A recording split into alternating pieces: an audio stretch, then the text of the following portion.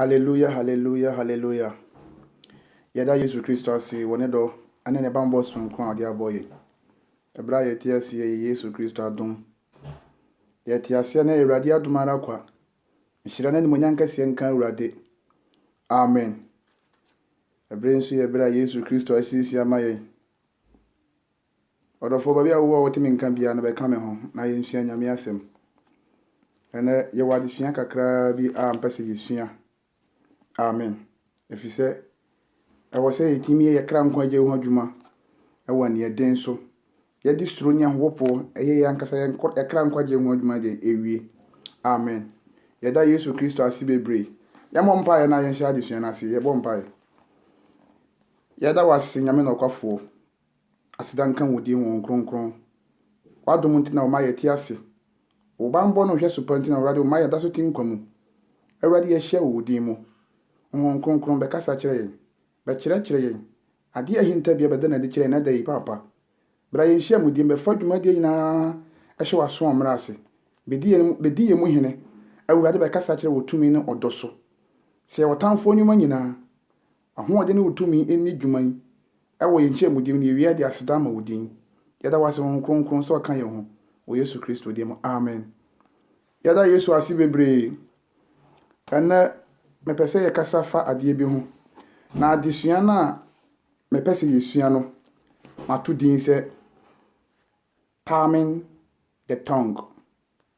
Taming the tongue. Ahweye ana se ahweye ase ye hwe ewo nsem a ye tachirema eka. Amen. Taming the tongue. Ahweye a etwase ye hweye ewo nsem a epie firi anoba tachirema we na edaye no mu no ye be kasa fa ho ene ye kasa ne ye nkyerɛkyerɛ mu anase ye adesua no nyina no ye be kasa fa tachirema ho ye be sua tachirema a edaye no mu no dwuma otimi di enema wode bra yen ewa bi ene de ba bia otimi di nipa bia wo nyina ekoko wie.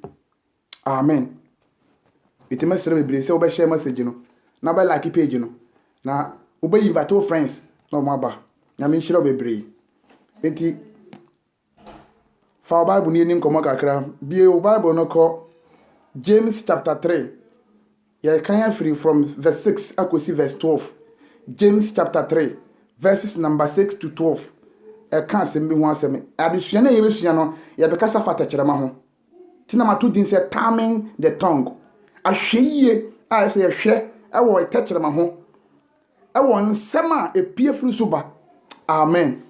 Enti James chapter 3 verse 6 no tieni ye atifi asem no twi ni akyerɛ wo se wo se bone a takyerema tumi ye bone a takyerema den wotumi ye ana a Kristofo bebre asem a epie firi anoba no asem a ye de anoka enti na Bible say enane mu no bone to so kye ni nyinara enti takyerema ya ade bi a ne ho eden na me no miere nsua ade ne wie ne nkosi no umamodi nti asem no nkosi awie no ubehu dwuma takyerema di adidi ubehu emfaso ubehu advantage any disadvantage a enam takyerema so den ema nipa dwe den enya.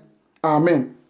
Osi na takyerema so ye oja tieni yo osi takyerema ye oja takyerema ye wiase bi wo akwa no mu a eye de entene osi na takyerema de ye oja takyerema ye oja na takyerema kro no ano eye wiase bi ewo nipa akwa mu a ni dwuma hodi se oye ade a entene nko a onza asa na mama pa Bible say ye takyerema na da no mu no eye oja a ehye ade ye nyina nyim se kase oja jade ni dwuma hodi se ehye ade oja eseye ade. Amen. O se takyerema kro no no esanso ye different world eye wiase bi ewo nipa da sane ye akwa no mu a ni dwuma wodi nyina se ono no ade a entene nko a na oye odi o se eden kekan nipa bia ni nyina na eso nkwa a o se eso nkwa nchimiye a etwa ne ho hia awo no mu na efiri amanehunu krom o se na efiri amanehunu krom no mu na waso ano enti Bible no yɛ te ahyɛ sɛ ɛwɔ sɛ woyɛ Kristoni a wotimi hwɛ wo ho yie ɛwɔ asɛm a epie firi deɛ onipa wa no pie efi sɛ takyerɛma yɛ adeɛ bi a ne ho ɛden tina Bible sɛ ɔnam onipa wɔnum asɛm so ɛna ɛbɛbu atɛn asɛm bi a wɔde wa no bɛka no ɛno so na Awurade bɛnam na wabɛgyaagye wo enti nipa num nsɛm no ɛde bebree kɔɔ sɛ yɛ mu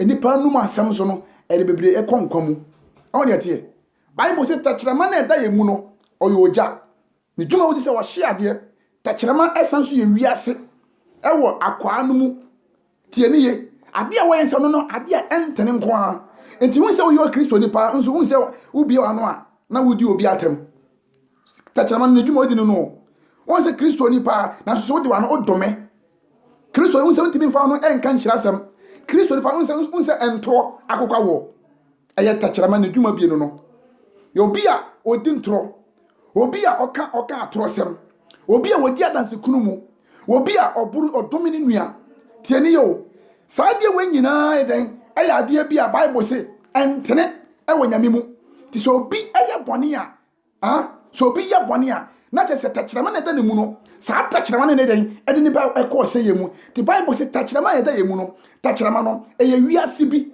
ɛwɔ akwaa no mu amen takyerɛma yɛ akwa ɛyɛ wiase ɛyɛ different word wiase bi wɔn sɛ osika no na sɛ wiase bi na sɛ ɔyɛ kuro bi a menka sɛ yɛnnim ɛhɔ na takyerɛma deɛ ofiri tie ne ye na ɔyɛ adeɛ a ɛntene nko a nneɛma a Awurade ani nye ho adeɛ a ɛde nipa dua wei na ɔkra bɛkɔɔ sɛ yɛ mu no saa de ne takyerɛma no adi eti yɛn a bɛyɛ Kristofoɔ no ɛwɔ sɛ yɛtumi gyina pinti ne yɛ control yɛ tongue na yɛbɔ yɛn ho mmɔde sɛ asɛm bi efie firi no ba no yɛmma ɛnya asɛm a bɛyɛ den ɛde bɛkɔɔ sɛ yɛ mu yɛnhwɛ adeɛ bi mfiri Matthew chapter 15 na yɛnhwɛ takyerɛma no ho asɛm Matthew 15 bɔ mmɔden paa na boa me ka me ho yɛnhwɛ nyame asɛ na bɛboa wo emu bebree yɛsom Awurade deɛ na so yɛnsɛm a ɛfiri no ba no ɛde bebree kɔɔ sɛ yɛ mu Matthew 15 verse 11 tie ne ye ɔsɛ ɛnyɛ deɛ ɛkɔ nipa num ɛna ɛgu ne ho fi na mmom deɛ ɛfiri nipa no mu ba ɛno na ɛgu ne ho fi ɔmo asɛm osika no no ɛnyɛ deɛ a ɛkɔ nipa yɛ mu no nyɛ deɛ wodi gu yam ɛna ɛgu wo ho fi na mmom asɛm a ɛpie firi ano ba nsɛm a wode wano ka no ɛno na ɛyɛ adeɛ bi a ɛgu wo ho fi eti sɛ ɛka sɛ obi ayɛ bɔne obi afom Awurade obi akasa atia Awurade a na ɛgyina n'asɛm a wɔka yɛ so matena se adesua mu no adeɛ a wɔn nkɔkɔ mɛte asansa menhwɛ me ho yie ɛwɔ mo anum kasa so eti Bible sɛ ɛno ti na ɔse wɔnam nipa wɔnum asɛm so ɛna bɛbu atɛn asɛm korɔ no so ɛna wɔnam bɛbu bem eti yɛbɛyɛ gyidifoɔ yi ɛwɔ sɛ yɛma ani da hɔ yie na yɛhwɛ yɛn ho yie ɛwɔ kasa a yɛde ano ka ɛfiri sɛ kasa no a takyerɛma wei na ɛda yɛn mu no ɛyɛ adeɛ bi a wopɛ the worst enemy a ɛno ne wo tongue takyerɛma yɛ adeɛ bi a ne ho ehu takyerɛma yɛ adeɛ bi a nipa bebree kɔɔ sɛ yɛ mu to yɛ Kristoni paa ɔma takyerɛma de ɛkɔnturo no eti atorɔ akokwa no nɔkorɛ ontumi nka bi yɛbɛyɛ gyidifoɔ yɛma takyerɛma nnwuma agye abɔ so eti adeɛ a yɛ nɔkorɛ paa sɛ ne yɛnka bi da atorɔ ɛna akokwa yɛn so takyerɛma ho ɛden te Bible si ɛnyɛ deɛ firi nipa num nyɛ deɛ kɔ nipa mu no ɛnyɛ ne egu ne ho fi na mmom deɛ firi ne mu ba ɛna egu ne ho fi enti wasɛm nsɛm a wode wano ka no asɛm a epie firi ɔne epie no Bible si ɛno na yɛ adeɛ bi a egu ho fi saa asɛm korɔ ho asoso no ɛno na yɛ adeɛ bi a ɛma wo ho tie ne ye sɛ wode wano ka asɛm bi a ɛnya Bible si egu ho fi ti ano wei yɛmmɔ yɛ ho mmɔden sɛ yɛde bɛhyira no mepa deɛ yɛmmɔ yɛ ho mmɔden bɛyie firi yɛ no yɛnum ɛfiri sɛ nnipa nom nsɛm a wɔka nso ɛna nipa Awurade bɛgyina no wagyagye nipa nti yɛnhwɛ yɛ ho yie ɛwɔ asɛm bi a yɛde ano ka amen yɛntoa so Matthew hɔ abiem Matthew 15 hɔ a yɛnkyɛ mpokɔ verse 18 to 19 no ɔka asɛm bi kyerɛ yɛ Matthew 15 18 to 19 ti Awurade anom asɛm ɔsɛ na deɛ ɛfiri nipa no mu deɛ efiri nipa akoma mu na egu ne ho fi ɔsi adeɛ efiri nipa no mu no efiri nipa akoma mu na ɛba na ɛno na egu ne ho fi eti asɛm bi a ɔbɛka biara no first of all no deɛ bɛfiri wo mu aba biara no ɛwɔ akoma mu The Bible says, according to Matthew chapter 12, verses number 35. Was see when the papa free near my power born on the ewa kumamu, and away near my papa di. On that yet, Sanson ni papa bonny, and near my bonny wa born on the one of kumamu, and no one nams the ages and my bonny nerdy. And didn't mind to my tears, I said, was it? Now, dear free a numu piano, a free nipa kumum, a dear be a free nipa num. I send be a nipa na no beka biara no. That is a woni nipa na komam e na pia bonten. Amen. Enti bi bisa e na wie se. Eniema ban na ya boa no e we akomam. Ensam ban na e di anoka. Yansam anything. Say na kasa. Say na yesusuo. Say na yadwen. As a Christian. Ya baba ye agidifoi. And some ben yadi anoka. Kasa ben and a PF anu pie. Dear bad and yadi attach my aye. Bible say, dear pie anumu piano, and in a go nipa mufi. Say call yamudia, dear call yamuno, a mufida. It ye no kasa and a mere mugufi. The baby a Christo fuba bre was as it were. One kasa, whence ye PF number, tongue canon, the one with the usual. You go so them, you preach ye be there. Now say that some just little words. Little word the be from no man. Among one day a goofy ever ready him. Tien share mu ye. E will cast a biara, ye di ano de eka. Na Bible say, ye no kasa no. The fear no man any gu ye mufi. Na monya de ko nipa den eyem. Amen. Yen share Matthew chapter 12 verses number 36. I can't say me a kire ho. Matthew chapter 12. Verses number 36 to 37.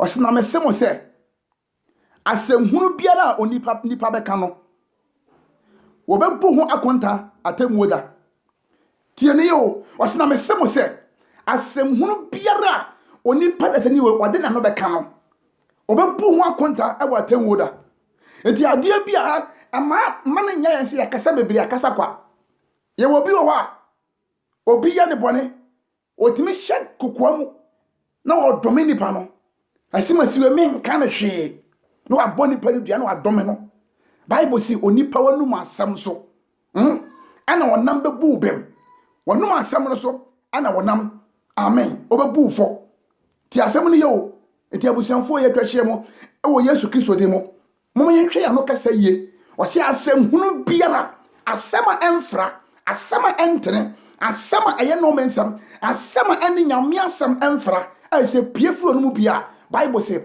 eno so no nam de ebebu fo etino se asam hunu biara onipa wodi wa no beka no Bible say onam sa asam kro no so de ebebu fo e watemoda bebu ho akonta eti yanhwe anu ye e wakasa dika amen yanhwe hu ye pa e we tonko tachirama we ne ho eden si anhwe ya ebe ye se etia soda mu de ebe ye se yeso nyame de but nyema no nsan kitinkiti be pie fira no ba no e de ko se ye but nipa ni ma no so kinka Bible mi duro mi hwedi din mi se awurade waseme no kuro e wase me ni da hoyi na yenhwe kasa e de anoka e me ni na hoyi na yenhwe nsama e pie fira no ba. Let us watch our tongue. Things that we use our mouth to say is the thing that is going to bring us in the judgment. And the idea ko say yemu, and the idea ko atemu mu.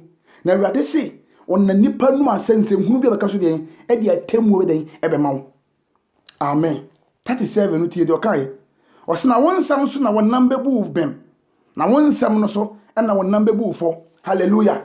Abusianfo, Awurade say, on na ye no asam so e na onam bebu ye bem onam ye no nsam so eno so aso onam den e bebu ye mfo abusianfo ansam ben ye dia no ka nsi atrase na ye bisa ho enti ye bisa ho se enti nsam a ye dia no kan enti abusianfo enti sansem we be me nya bembuo e we ready nsam ana o se kan won nsam e na me mu bem brana ye ni asam Isaiah o se kan won nsam o se brade ni ge ni asem kan won san na me nyina so na me mu bem tieni o me ma me asam ben na ye dia no ka ya do mi o asam ban ni mu aso do me ma me ni yiri tifie no ane ne kunu tifie no on kan hira asam man da ba bia o do me ne kunu ɔne ne mate fie da bia no me nsɛm ko a sɔfoɔ nka asɛmpa ɛmfa ne nsɔre ma ho da bia no me nko a ɔyɛ kristo nipa o na so asɛmpa pa mfiri no mada nhyira asɛm ɔnka bi da bia no me nko a na yɛ dome abusuanfoɔ moma yɛne na hɔ yie ɔsi bible sɛ ɔna yɛnom asɛm so na ɔbɛbu yɛn bem yɛnom asɛm korɔ no so na ɔnam ɛbɛbu yɛn fo me maame nom ɛnka akyi ɛnyɛma nya mpa ho sɛ awurade sɛ ɔna yɛnom asɛm so na ɛbɛbu yɛn bem ɛno so na ɔnam bɛbu yɛn fo de a abusuanfoɔ ɛbra yɛte aseɛ no yɛwɔ privilege mama yɛnhyɛ aseɛ na yɛnkɔrɛte yɛ nneɛma bi yɛnhyɛ aseɛ na kane no sɛ nkadeɛ yɛno ka nneɛma anya a ɛnna awurade asɛm a yɛte aseɛ sɛ yɛnom asɛm so ɛna ɔnam bɛbu yɛn fo de ɔte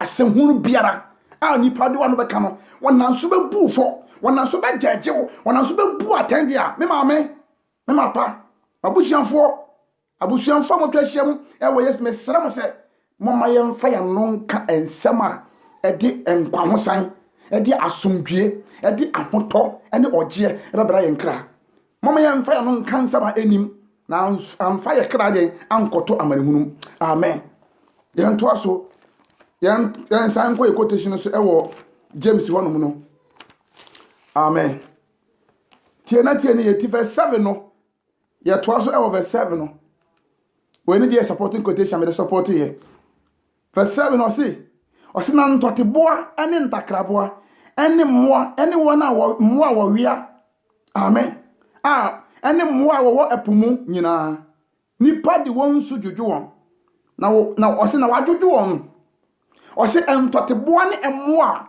ɛwɔ mmepɔ so ntakraboa ɛne mmoa ɛwɔ po mu nyinaa onipa de wɔn nso adwodwo saa mmoa no ampa so yɛadwodwo wɔn tie ne ye ɛberɛ wɔ Nyankopɔn ɔbɔ wiase no tie ne ye o nyame bɔ wiase nipa ɔbɔ abibi awie no ɛna wɔbɔ nipa de ne to ano ɛna ɔde wiase ne mu nneɛma nyina hyɛ onipa nsa eti awurade di mmoa so tumi den ɛma nipa nti ka bɛyɛ den paa sɛ a white animal gyata ɛte sɛ yi nipa tumi yɛ den etumi krɔkrɔ gyata ma gyata bɛyɛ te sɛ pet te sɛ efi aboa bi na ɔne ne di agorɔ anka wo no hwan sɛ betumi akɔtena gyata so ɛne aborɔfo yi ebetumi agyegye gyata saa na ɔbɛte sɛ pet no otumi tram sɛ pɔnkɔ no ɔn deɛ teɛ ɔse gyata ɛne mmoa ɛte sɛ no enipa tumi di wɔn su ɛdwodwo saa mmoa no nti ɛmfa ho ɛne sɛ nipa no sɛde abɔ n'ani esi ɛden tie ne yɛ o enipa tumi dwodwo saa abɔ no ɛma aboa no bɛyɛ calm aboa no brɛ ne ho ase ɛbɛtie deɛn nka aboa nka ohyia nipa a wɔkye no ɔbɛwie na ɔne nipa di agorɔ deɛ ntia yɛnhwɛ adeɛ bi deɛ ntia ɔka saa quotation no deɛ ntia ɔde saa asɛm bi hyɛ ne mu asɛm bi wɔ hɔ deɛ ntia saa quotation bɛtwa ne mu no asɛm bi ɔka bɛsi asɛm bi so ɔsi yɛtumi dwodwo mmoa a mo ni ɛden enipa so yɛtumi dwodwo mmoa no ɛbrɛ ɔmo ase ɛyɛ nokorɛ ɛyɛ adwuma ɔsono na bi obɛti ne so tie ne ye amen nkyerɛ wɔ adeɛ bi wɔ ha yɛntoa so verse 8 na yɛnti asɛm ɔkae ɔsi na atɛkyerɛma deɛ onipa bɛrɛ ntumi nnwodwo no ɛyɛ ade bɔne a ɛyɛ werɛmfoɔ a awuduro ayɛ noma hallelujah ɔsi na atɛkyerɛma deɛ onipa dasani bɛrɛ ntumi nnwodwo no na atɛkyerɛma ayɛ werɛmfoɔ na ɔyɛ adeɛ bi a awuduro ayɛ noma full of poison in our tongues. Full of poison in our tongues. On said I said sika. Na tachirama deɛ tachirama ya adeɛ bi a onipa ntumi nnwodwo no tie na tie ne ye na tachirama ya adeɛ bi a ɔyɛ werɛmfoɔ tachirama ɔyɛ werɛmfoɔ ɔsɛ awuduro deɛ ahyɛ ne ma on said I said sika no tie abaya gidifoɔ no ha say Nyankopɔn ho konko tumu a maame I'm telling you the fact you can control your tongue. Bible say tie mama nka asɛm nkyerɛ ha Peter tɛkyerɛma na wadi yi awurade Yesu Kristo maaye no ɛbra ho konko ba Peter so no ɔde saa tɛkyerɛma no adi awurade ho adanseɛ yɛ ka kyerɛ mo sɛ Peter ka wano tum ɔse yɛ nyɛ ntimi nka no ntum o yɛ ka tum yɛ ti sɛ yɛ ka nyɛ hunu de yɛateɛ ɛmpare yɛ say be ye Awurade ama empare yen say yen kan Kristo ho asɛm empare yen say yen takyerema we yen fan ka asɛm a etene ye be ka de etene nko a die ntia enya Peter ho odi o saa tam no na hon kokode e woni mu to obi biara hon kokode mu no you can control your tongue but has no chosa no say yetimi control moa control bibia na takyerema yet ade bia oye weremfo nipa ntumi nyodo no tieni ye oye ade bia awuduro e wono so ahye ne ma takyerema we yele dumi obi ne akunu obetim de na no keke o me de ya ntoa ampa obewu obetim de na no we adumi obi nto ka mebusam no a osina ye woni pa bi no asase so a wo mo seti san kranta sekan na mdodom si we etisa sika moa eyi mo borofo de edo ni firi asase so etimi nia ba wotie me won sam ne sen ensam be na atam sa wo de wa no ka o Kristo ni o gidi ne wotie me asam be ne epie furu no mu ba eye nsem hunu anase eye nsem pa eye no mensam anase eye nshira. What are the things that we use our mouth to say? Bible say on na ye no nsem so o se takyerama ya ade bia onipa ntome nyojo no takyerama ya ade bia oya weremfo takyerama awuduro de ahye ne ma tiena tie ne ye etimi be sase Bible say antino ka kyerɛ nse o se na asem hunu biara onipa wodi wa no be ka no obebu bem obebu fo o se wonsam so na wonam bebu bem ensam kro no aso na wonam de ebebu fo timi bi sase ensam be ne ya na dia no ka takyerama ye oja takyerama eye wiase bi e wa akwa no mu ade a eye nse entre sana takyerama tie. These are the words of the tongue. O se takyerama wontimi nyojo no o se na nipa di ni o se na nipa di ni su ajojo ewiase mo adoma nyina aye no kore yetimi jojo moa na so o se takyerama ne die ne ho ade nipa ntumi me ka kyerɛ wo honhom konkoto mu a maame you can control your tongue. Honhom konkoto so a if the Bible say ba Awurade no ankasa no ane ne honhom no na fa ko Awurade honhom konkron wo no fa ho die wo ho Awurade no ane asɛm no we no sa asɛm ne to mu a maame you can control. You can control. Mama yele na ho ye yanhwɛ Psalm 40 Psalm 140 verse 3 na yanhwɛ supporting quotation o de ma ye afa sa takyerama no ho o se nipa ntumi nyojo no yanhwɛ quotation na supporting quotation trust and ade ma ye Psalm 140 verse 3 e pa cha wutie mi a share the message to others and God will bless you. Amen. Ya yen intentem ebre nti Psalm 140 verses number 3. Tie Awurade anu asem. Ose won takyerama ano se owo ahutiri abro ewo wonse den ano. Wonse ano se den owo na ahuruti abro ewo san nkrofo den ano. Eti won nkrofo bia takyerama we na edaya no mu no omo de no eye poison. Ye wa asofo bi no asase so a wo mo no mu nsam no eye poison na e poison okra. Eti se obaye Kristo ni a wana wo from some ye gidi for Kristo for no obi a wutie na se wutie de bia na be very careful. Tieni ye if you say words are spirit. Words are spirit. And some way eye honhom. And some eye honhom. Enti ye wa Kristo for bebre ye wa sofo na difo asampakafo bebre wa asase so a wo mo num nsam eye poison. Tieni ye osina won senwe atise owo na ahurutia bro ahurutia yakasa ahurutia ne yaka pramire ho asem cobra samwo no omo se omo poison den e wo sam krofon den etakyerema so eti bibisa se ansamba na ka enti obi a obodua biara no poison wa takyerema so ni pa bia on kan hyira se na odome poison I want takyerema so. Amen.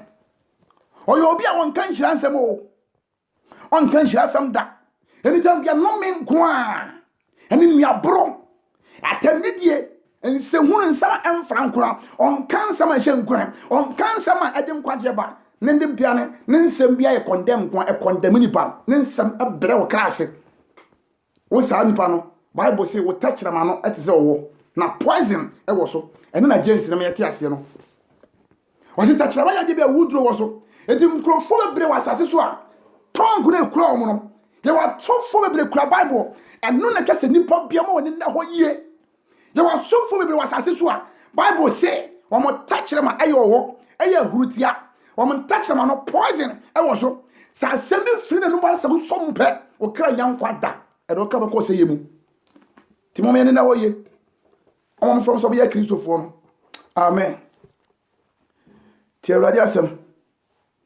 yan to aso ɛwɔ verse 9 no ɔse ɛno na yɛde hyira awurade ni agya ɛno nso ara na yɛde dome na wayɛ wɔ Nyankopɔn su yɛde no bi nipa wayɛ wɔ Nyankopɔn suban so ɔse ɛno na yɛde hyira ɛno nso koya ne ɛna yɛde dome enipa wɔ Nyankopɔn den ɛyɛ ɔmo den ɛwɔ ne suban so according to Genesis chapter 1 verses number 27 wɔsi wɔ Nyankopɔn ka sɛ me yɛnyɛ nipa sɛ yɛn su ɛne yɛn nsa so eti nipa bi a wɔ asase su biara ɛyɛ awurade su ɛne ne nsa so awurade Nyankopɔn bɔ nsa ne su ɛne ne nsa so tie ne ye nanso Bible sɛ yɛwɔ nkurɔfoɔ bi ne wɔ asase so a nnome nsɛm ne wɔ mu no wɔn de dome onipa a wɔnyame abɔ ne sɛ ne su ɛne ne nsa so no eti nnome nko a eti wɔn sɛ wɔyɛ Kristo nipa a wɔte asɔ dɛm ɛnso wɔntumi nka nhyira asɛm ɛnkyerɛ wo nua da dama bia wo dome wo nua bebre obi wɔ hɔ a ɔmmira no nka ho but ɔdome nipa no ɛwɔ n'akoma mu menka na hwee na Kristo nipa tumi aworo ne ho apa ne to ase ɔbaa because sɛ nipa na bu no kwase nti na wabɔ ne dua obi ayɛ obi ade nyɛ wɔntuma nhwɛ nyame na mfa nkyɛ na wakɔ ɔdena konsu akɔtɔ na wakɔtɔ nsa enua aboro nko a yɛmfa no we ɛnka no nhyira asɛm da no me nko a yɛ dome wɔ nyame nipa yɛ dome nyame suba ne nsa so nipa nyame ti fam dɔkɛ de nwom sɛ ne su ɛne ne nsa so no wɔn na yɛ dome wɔn mo wɔte asɔda mu nti nnome nsɛm nko a nhyira asɛm pa ɔnka bi da na ɔnka so nhyira asɛm yɛ adeɛ bi a ɛyɛ n'akyiwadeɛ na mo nnome nsɛm deɛ ayɛ ne ma atorɔ akokɔ ne takyerɛma so ɔn deɛ teɛ na Jeremiah chapter 9 Jeremiah chapter 9 verses number I think verse 3 down no waka akyerɛw ɔse onua biara anyi onua ni ebi sɛ onua biara nam ensakuro onua biara nam ɛne mpapa mu wɔn sɛ wɔsɛ aka asɛm no ɔse efi sɛ atoro akokɔ wɔn tɛkyerɛma so na papapa deɛ wɔn ka bi da abusuanfoɔ nsɛm bɛ na yɛka mɔmɔ yɛnhwɛ yɛn ho yie o ɛwɔ yɛn anakasa ho mɔmɔ yɛnhwɛ yɛn anakasa yie Bible say ma yɛmfa nhyira yɛmfa nnome ɔde ano koro yɛ bɛdome ne nua na wasa de ano koro yɛ ahyira Nyankopɔn nti wɔn sɛ ɔsika asɛm no ɔse ɛno na wɔde hyira awurade tie ne yɛ o saa no koro no ɔde hyira awurade ani agya ɛno nso na wɔsan dodome nnome o ɛyɛ na yɛ mawerɛho ɛyɛ na mawerɛ aho bisa mo sɛ adan nti na obi si ɔyɛ Kristoni na saa nipa no anokoro wɔyɛ na o ɔde kɔgyina asɔdan mu a yɛhyira wo asafo Yehowa woyɛ kronkron yɛhyira wo asafo Yehowa woyɛ kronkron hallelujah kronkron Ewurade woyɛ kronkron na watonyu wei apagya nyame ade ano wei no ahyira wɔ Nyankopɔn afei wɔ wie ya saa no kɔ no a na waka kyɛ ne nua sɛ nyame ntua wo ka tɛkyerɛma korɔ no o a ɔde kɔgyina so na kɔsɛ kɔtɔ nnwom ɛkɔyi nyame ayɛ de kɔ pirikyi yɛ no ɛde kɔbɔ mpayɛ no saa no korɔ no owie a na ɔbɛgyina hɔ nyame ntua wo ka woba brɛ paa wo menka wo hwee na waka sase no na ɔde akyerɛ ne nua me maame hade na mama yɛyɛ nyaatwem hypocrite Christians nyaatwem ɛwɔ yɛ mu wɔn sɛ sitiɛ yɛkɔhyira yɛ me wɔ asɔdan mu na yɛde abɔ fie abɛsa yɛde anokɔ no aba fie aba dome yɛ nua Amen. Yade anokro na ehira. Saa anokro na de dodome. Enti me bisa se, honhom be na de ye adwuma. Honhom be na tie mu. Amen. Mama yani we na hoye. Mama yani na hoye. Yo. Yanto aso e verse 10 no. O se anokro no ara nam o se anokro no ara mu na nhira ne no be de efire. Me nuanom ensase yenum basa. Ti asema James ka. Ti asema ye James ka o. O se me nuanom anokro no mu ana no me ni enhira ba. James say nka eni kwanse de ebasa. Nka eni kwanse o Kristoni wutimi di anu wei edi hira wo Yakobon esanti sa anokro na edi dome. O say ye woni padu wasase so a wo manum no me nsem wom enhira sende wom. O say anokro no a ana wo di hira sa anokro no a ana wo di dome. Ano no mo o sa tongo no aso. Amen. Ana nhira ana no me di efire. O si minuanom enni kwan ensese yenom ebasa so ba yo Kristoni a nanka wo wiase nanka wo obi a wo dome wo wiase nanka wo buru nua wo wiase nanka wo de wano kan sama anim wonya ba Yesu Kristo mu a all things are passed away tieniye woni nua broto nkwanta mapai woni nometo nkwanta mapai waba nhira mu tia Kristofo ye create peace ye hira na ye nome. According to 1 Corinthians chapter 4, verses number 12, no. Osina yandie so oboye na ya nyaka. So oshira osi wodi atama ya no ye shira. Tieni yo, Paul say yandie so oboye na ya nyaka. So odi atama ye shira. Ya nome. Won de tie, ya nome. Nti o Kristo ni biara anwu ntimi mfo no enkan shira sam. Na wo de domi wo nua no. Wonyi o Kristo ni o, wonnim honhom ye ne dia.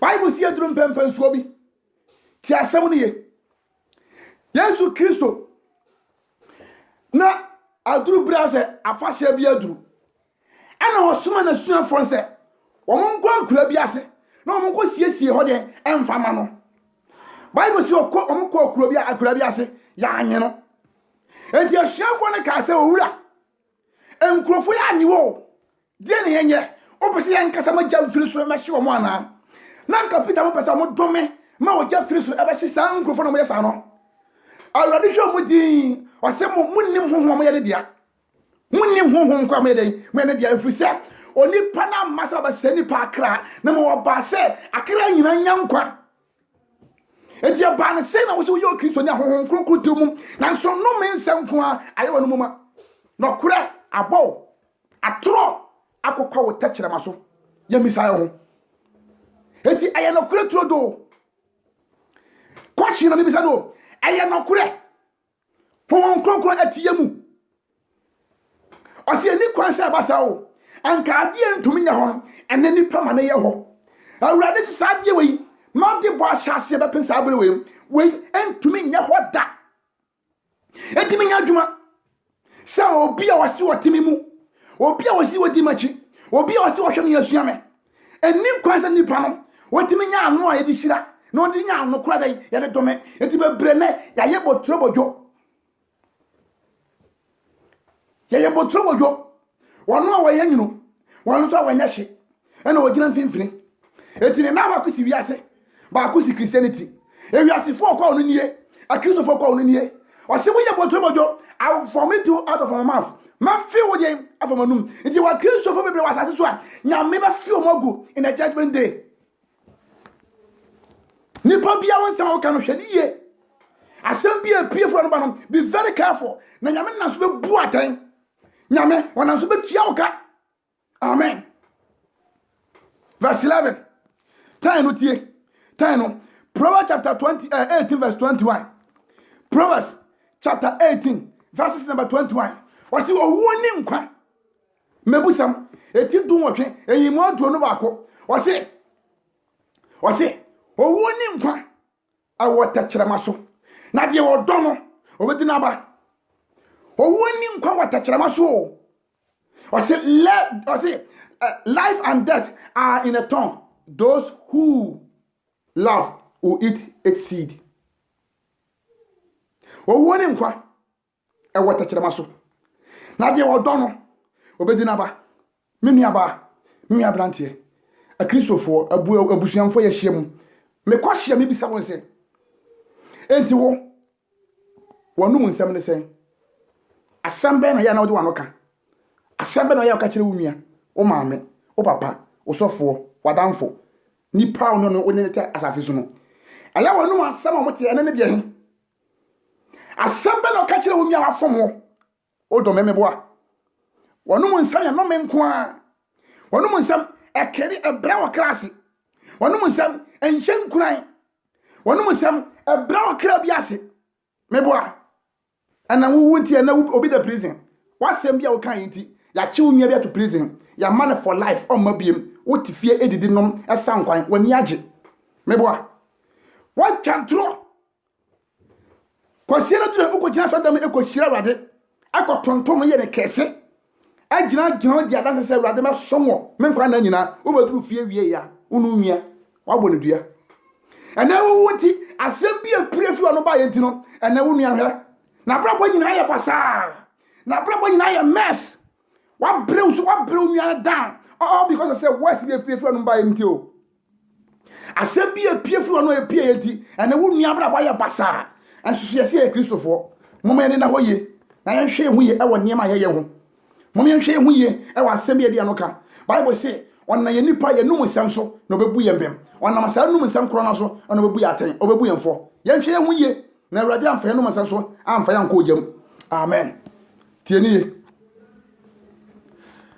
yɛntoa so ɛwɔ verse 11 no ɔse asutire tie masɛm tie ha yie pa ɔse asutire bi firi nsuo dɛdɛ ana nyonyono wɔ aniwa kurom wei yɛ question sɛ wohwɛ bible no mu a question mark atwa toɔ ɔse asutire bi bɛtumi afiri nsuo dɛdɛ ɛne nyonyono ɛwɔ aniwa kurom eti ɛwɔ nsuo bi wɔ hɔ a nsuo no fa ɛɛdɛ fa korɔ nso de ɛɛnwono bible sɛ nsuo nyononwono ne dɛdɛ ɛntumi mfiri aniwa kurom asekyerɛ sɛ ɔse honhom mmienu honhom kronkron ɛne na honhom fi ɛntumi ntena nipa bakoma de yɛyɛ da saa asɛm no eti wɔ kristofo bebree yɛ dada yɛ ho we are trying to deceive ourselves you see we call ourselves say we are Christian we have Holy Spirit in us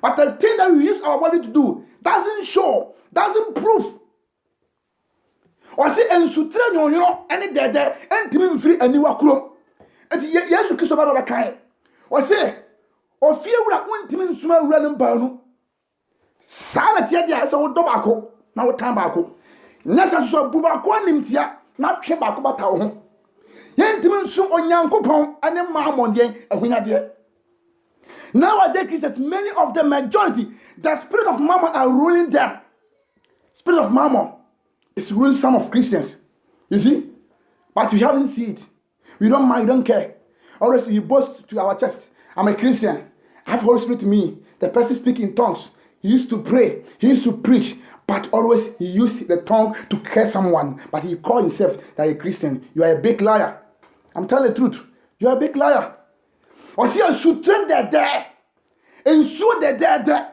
and in so no and to mean free and you are chrome bonene papa ntimi ntram mu amane yeye enye mo trouble jo wa wona si ha ba ko si wiase ba ko si Kristo mu why na we ne dia why ye mi say ho say wo ba sa wo say de pa no wo ya why dia honhom konkron ntimi ntram mu e wo brako a Satan honhom atu mu enya adwuma anya possible na so ade a entumi nya ho no Bible says ade we enya de se betumi a happy but nipa che say yes salary so ntimi nsi a yen ya ma na si eti no obegina so dem atonyom ayi awurade ya praise Nyankopɔn a preachi atwi bɔne anim na so owie pɛ okofia na okodome okofie pɛ na asa akɔyɛ bɔne o de tie obaka bɔne anim betwi bɔne anim obetu ni pamafo tie ni ye wo wie ya na akɔyɛ bɔne awurade se obisa me no mie se enti asutre dede bi betimi afiri asutro dede ani ensu a eye nwonwono Bible say saa nsuo no ebetimi afiri ani wakurom ama na yie anya no koreda. We should never try to deceive ourselves. Abusianfo mama yen try say you be see nipadwe we no mama yen try say you be di ehon toro. Amen. If you say Galatians chapter 6 verse 7 wasi onyankopon yen sina twetwe na de onipa wo guo no eno na obetwa eti ade bia wo dua biara no maame efifiri wanim wo betwa so abadaache mama yen twa yen nsem ye na de ye dua biara ewo yedi ma etwa yen ye betwa so aba ade bia ye biara kokwa mo ehan mo ewo awrade anim maame eye de na ye be kwa akoto no de wo dua biara wo betwa so aba. Whatever you sow, mama, you reap. We will trust Waba. Eti enkan chame say, honhom kronkron etumu. Now the same time now, we san so di bone. Obi si oye kiso pa, ayame ya bebre say, obi yesofo mama pa, e preaching e kan to se kan bibia chese hon kokotirimu. Na south of mama no oye bayifo anadu a wotu. Mami ti aso demu, o kire no mani pa nyina wo say, oye makwo pani mua. Or children say ampa, or ya some panyini, or a church member, or ye or couldn't who ya Juma was the mabo be on say ampa, mammy just swim around. Now, so I do or two for purr. By ye at the chrono. Now, so I saw your Christian or say, when to mention a random bano. Nipple be never so with my catcher, you must say. I'm a home cronk at the same time, say that homes as Antony. Me righteous. Me train fa na bonanso so fa enye no koreda anada wo ho. Amen. Tie na tie ne yo. Tie me pa. Mamen kan verse 12 enso so ma wo. Tie. O se me nuanom brodoma betumi aso ngudua aba. Me nuanom enti brodoma sa brodoma dia no enti ebetumi aso ngudua aba. Anase obobe betumi aso brodoma ose sa ara nso na asutre nkyere rentumi ma ensupa sede brodoma entumi so engudua aba no sa so na ensu a eye nkyere entumi meye papa da amemo quotation supporting quotation na a kira me no be say ampa because many Christians nowadays, we try to deceive ourselves. We are in a church deceiving ourselves. We call ourselves that we have Holy Spirit in us. But the thing that we used to do, things that we show some people, it let the people know that, oh, this man, this woman, this lady have Holy Spirit in him or her. But the way the person lives his or her life is not good. But the person tried to say he have Holy Spirit in him. Put on clothes which are not clean. Put someone have some bad thinking against someone, but the person will tell them, I'm a Christian. Eda Yesu besi ebe hu. Eda ba no bobo mu no. Eni pa be ka mahunu yanka. Sesi ye de ka, oni pa hunu se bia se bi jimi na ye jimi. Maame, obetumi abu no nkwase asem. Eno ne de eye max. Opa be fa yense se yense hunu. Na da ba no bobo mu no. O ka se mahunu yanka. Na ye nkwase asem no so abamfa so. Matthew chapter 7 verses number 17 to 8. Ti asem ye Awurade kan ye. Matthew 7:17 to 18.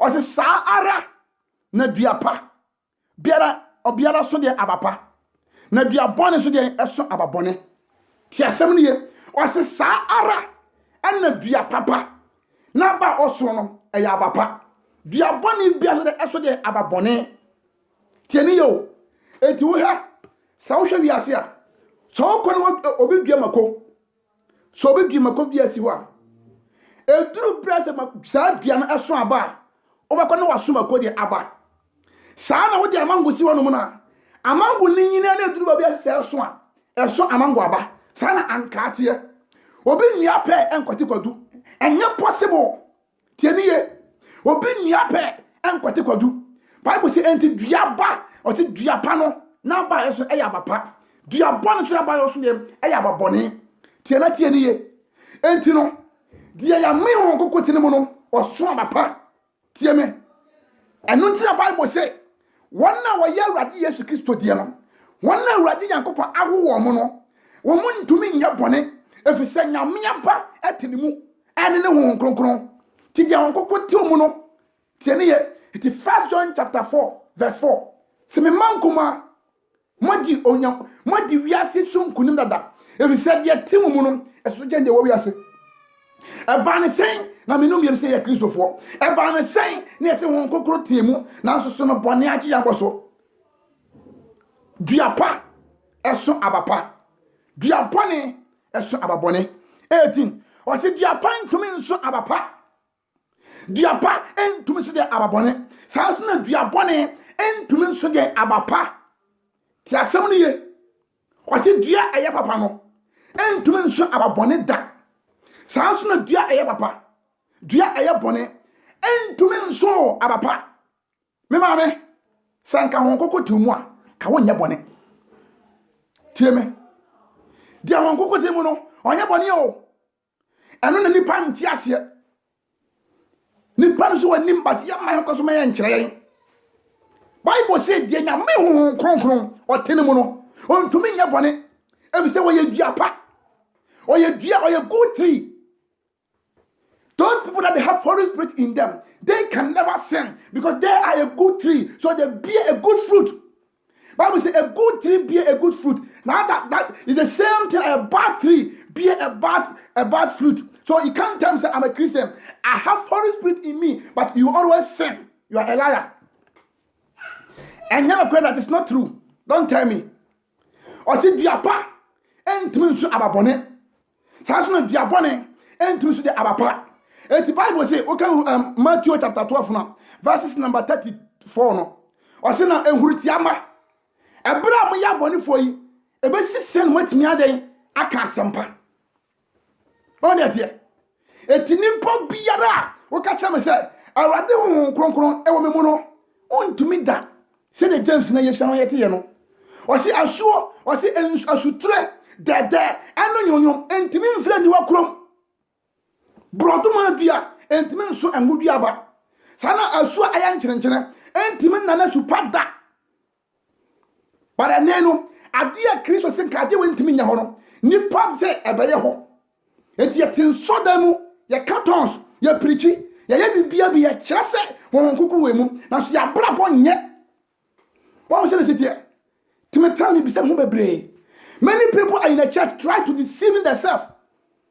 Wɔn yɛ tie na nhyira nka Nyankopɔn ɔsi Nyame na yɛdi na kyiri yɛnsi na totwe na deɛ nipa wuguo no ɛno na wobɛtwa adeɛ bi a wugu biara maame ɛso ka tua ɛda wanim eti mom yɛhwɛ ano kasa yie tongue takyerema wei na no ɛden Bible sɛ takyerema na ɛwɔ yɛ mu no ɔyɛ adeɛ bi a ɔyɛ ogya takyerema ɔyɛ adeɛ bi a ɔyɛ ɔman foforo bi ɔman bi ewiase bi ɛwɔ akwa no mu ne dwuma wɔdi sɛ ɔyɛ adeɛ ɛntene nko a tieniye but odi kaka say Bible say baabi onu Nyankopɔn ne Honhom Kronkron wɔ no fa ho de wɔ nipa biara Nyame Kronkron wɔ ne mu biara maame saa nipa no wontumi mi wa no ɛnome wo nua da sa Honhom Kronkron ti mu a wontumi nkaase wo nua da ya che Stephen yesi na bo Bible say Honhom Kronkron na Stephen ma yesi Stephen abo no wontumi anome bisa se die ntia all because of say he have Holy Spirit in him. Eti wate ano no e bless ye. Wo hyire nhyirasam e de ma mo ka te say Awurade. De omodi ye me Awurade enhwa mo foso na ntwa mo ka. When never tell say ampa this man have Holy Spirit in him. The Bible say de Nyame awo no sel pa no wanya bone. Na ontumi nso so. Tieni ye so ka kya me say Honhom Kronkron timi mu. Me Holy Spirit na so bone di me so. Honhom Kronkron timi mu na so me ntimi nya dia etene a wo ye trofo. Wo ye trofo. If the Bible say John 5:4 no or say me man kuma madi ewiase so nkunim if he said de temu mu no so change de wo wiase e ba sen ye mi sai ho say why tieni Luke chapter 6 me last verse near from na wie Luke chapter 6 verses number 43 down. Luke 6:43 down. Ti asembia wakae. Ya dada nwache o bebre sisiye ho. Ye nipa bia asisiye wo yafa. Ya boya kra bo yankasa ye titiye ho. Ye sisiye nuanom ne asale ye sisiye yankasa ye kra. O ti asoda mu pa kire sese na otie. O prove ma nipa bia ho sa ampa o ye duapa na so oso bontwere. O kire mi ho sa ampa o ye duapa. Oba mo ho sa ampa media me ye born again ho kokotimi mu na so oso abone nko a. Oh, that home. Luke chapter 6, verse 43 down. Yan hwa sem bia Luke afutu ade mayen. Tie, o se na duapa biara ni ho a eso ababone. Nanso duabone biara ni ho a eso abapa. Asem we no achinjeji anim. Enchiremu bia anim. We no doubt. Aya simple. Tie ni ye, o se na biara ni ho a eye papa obakwa na so bone da sanso na bia bia ni wa eye bone a obakwa na so papa eti yen hwa ade won kwaku bon sama afa won kwaku bon sama so yeso amma ne nka nkire wo sasakira wadwen ji Yesu Kristo di on preach nkire wo da won ko obi ni mo na ase o mo obi ni nka nkire sasakira wadwen anka am preach nkire nkire wo ebi nsi adetia oye dua bone Wama ya sa ensori ni awuwo no sa dead churches no wo wura ma sakira wadwen sempa ontibi da echewo se ampa wo ye dua bone eti aba papa se no omuntumi nso bi o se dua pa biara ni ho a obakwa aso ababone hwan na dua anka dua no obakwa na anka na tima sukube enye possible enye logic entimi happen. But the Nedian Shadia, a Christopher Neabano, yes, see a Christopher, and Kamisumiti as a castle be a Christonia. It means Christ like Christo home at Tinimu. Now, Bible say, dear Christo home cook Tinimuno, you planning to me in your bonnet, but the neck Christopher Yabani, yes, seven cook women, and so you did one no more. Home cook Tinimus on the Yaka. Home Cronco at Tinimu, and so any Ayaka. I am someone some bebre, maybe some questions maybe say right into the just a basa. Because so shall the Cafana by Noah. Peter, yes, Christo my ever break on the Holy Spirit. But the moment you are in Saka on Cocono, Peter and the Bonnie PM. Or Sinamedia. Some come on to my ye. Mean to me come on to more. This a me cat. The man who need your mati. And every time what you. Now, Pastor Church said, when you different spirits, Tianiye, Mary Magdalene, Bible says, Mamma, you know your German for bar. Tiasamani, a better warrior Simon. Now, when you share Christian, now you pony, now bought your my PLB, Tianiye. But the moment you share Christian didn't start Toroson, a Germano, while more BM coping so we. A better warrior Simon, or Chiribiana, it was Sonaba, a brow back Christian. What channel is ampa? Caneno, no me ya apia. But say ye, my baby apple. It was so apple, ma. Tianio, but the young share home. Think a Bible say, so be back Christo Yesumwa. No, abaya a body for floor. Canina mother than a trum. Ye free bag Christian Tian. So be the time of Saturday already more or 50 years or 30 years. Tianio, now so no, person a bomb. When Timin swab about, what shall buy a swan a yabuntran, but yet ho, your man no year and ya with a home, and no year ferry. On one cassette means asked about me swing abapa, but no kind of real hook, the Yamukration, the home popono, then on man and fan and fan. Ye preaching ye called Dome. Ye quite sorrowful ever 12 months of cancel. Yaka. For Kaiser, the money Kaiser. Now for Yankopon, the money Yankopon. I catch you, may cross or another be cross or bar. May not be see any pa. What a camera, may quaba. May cost soon, yame. I'm a cost we are. No, my general saw them more. Namaba, may bar, nothing, my father and some. Et be brace, when Yankopon, I saw them more. Dying noir, Yadi dot Yashano. Yes, honey Yankopon.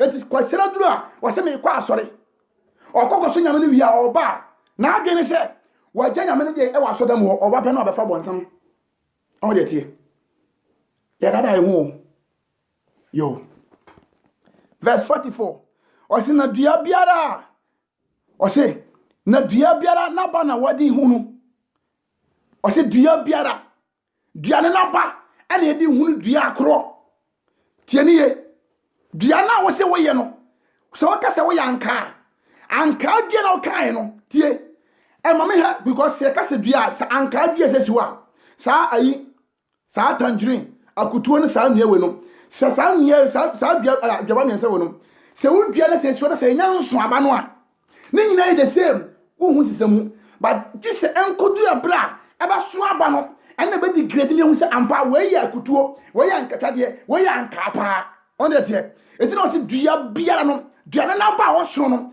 ene de be di me de adi grade chef dua we enie amen dua we enie tie nie o se na dua biara na ba na wadi hu no wan tete brodoma ewo nkase so na so wan tete bobe aba ewo enwere so o se dua biara na ba ena wadi hu no yan tete bobe ewo nkase so yan tete brodoma ewo enwere so amen entitie honhon kronkron te omu a onya bone tie ne ye hu bone ewo honhon kronkron fa amen oni pa bone tinimu oni pati bonyani ontumi nya ade atene saa so ni patene ni entumi nya ade eye bone da eno no enya no ma na entumi so nya ho but enenu no Christopher yaba no ya kyerɛ me hu sɛ ampa wei ɛwɔ hɔ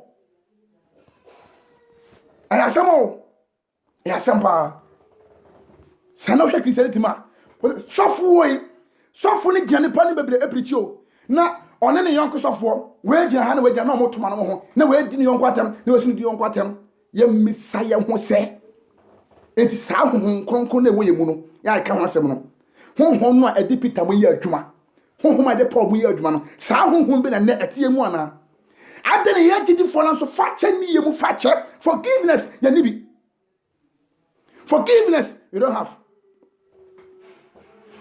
amen 45 tie awurade no asɛm ɔsi oni papa efiri anepa wa boa no na koma mu ana wɔyi nipa die oni papa bɔne efiri nneɛma bɔne a wa boa no ɛwɔ na koma mu ana wɔyi nneɛma bɔne adi ya so nyame wa koma mu na obi aka to watra so wɔka sɛ ya so nyame wa koma mu a menye wa kinye mete waseɛ ya so nyankopɔn ɛwɔ akoma mu wo yɛ all right na so tia sam no ye Bible say oni papa ni patrenini ni enyema etene enyema eye papa wa boa no ewe na koma mu no ene na wonam so de eyi sa nyema na di ni pa wo ye odi bonyani enyema bone wa boa no wona koma mu ene wo yi nyema bone adi sa wo tia soda mu na sa yaka ena sho ma ena wa koma mu wo tia soda mu adwaman ena ajo aba so a ena wa koma mu wo tia soda mu kunsu ne mpapa mu ena sho ma eno ena wa koma mu tie ne ye wo tia soda mu antro ena sho ma eno ena wa koma mu ti dia wodi wa no ka no dia pie furu ano ba no eno na wa koma mu amen ti ya si ye duapa dia enye ye nkyira se ye so dia duaba dua na ye no mo ye so na ba eyam ye bebre si ye gun soda mu ye si ye duapa so ye so buntwe amen 46 tie osina adan na mo fra me awurade na mo nya de mesie adan ti na mo fra me se awurade na so ade a mesem no mo nya ye gonso dem po awurade den every day and night Lord Jesus awurade we mention the name all the times but we can never do the will of God. We mention all the name the time. He said, why you people mention my name, Lord? Why you can never do whatever I command you to do? Why sɛ wo read the Bible no a baabi a ɛyɛ Kristo no asɛm no yɛde red pen na atwerɛ enti wei ɛyɛ danger yɛde kɔkɔɔ na atwerɛ red pen wei Kristo no asɛm o ɔsɛ adɛn nti na daba bia wobɔ me din awuradie nanso deɛ mesew no wonyɛ deɛ mehyɛ wo no wonyɛ ɛnna yɛn mmom yɛhyɛ nyame sɛ nyame yɛ bibi ma yɛn but yɛ Kristo si hyɛ no yɛnyɛ yɛyɛ atorɔfoɔ abusuafoɔ mom yɛne na hɔ yie moma yɛ nnaadaa yɛn ho mo efiri nnɛ kɔ moma yɛhwɛ ano kasa yie nsɛm a yɛde ano ka no Bible say ɔna yɛnum nsɛm so ɛna ɔbɛbu yɛn bɛm ɔna yɛnum nsɛm nkora na so ɛna ɔbɛbu yɛn fo fa ɔno ka asɛm pa na wanya akatua pa ɛwɔ Awurade nsɛm Onyankopɔn hyira wo ɔnyɛ ɔkɛse ɔmpagya wo mfiri adom nkɔ adom mu wɔ Yesu Kristo din mu amen yɛmmɔ mpaeɛ honhom kronkron aseda nka wo wonam adom so akasa akyerɛ yɛn yɛhyɛ wo no manyankamfo yɛ kɛse tonto yɛ wode kronkron na yɛ wo ne yɛ no adini yie wasɛm yɛ bɔ papa to nsupa no gu so ɛ ma asɛm ntimi nso abapa anyi hini wɔ yɛ mu honhom kronkron fa wo tumi ahoɔden so asɛm yɛ no twerɛ asɛm no ɛwɔ yɛ akoma pono so yɛnkɔ ne yɛnkɔ som ɔbɔ ne yɛnkura mu nkɔsi awieɛ wopie wo no mɔnya mu a ɔma yɛanyɔ yɛda aba yɛda wase wɔ Yesu Kristo din mu amen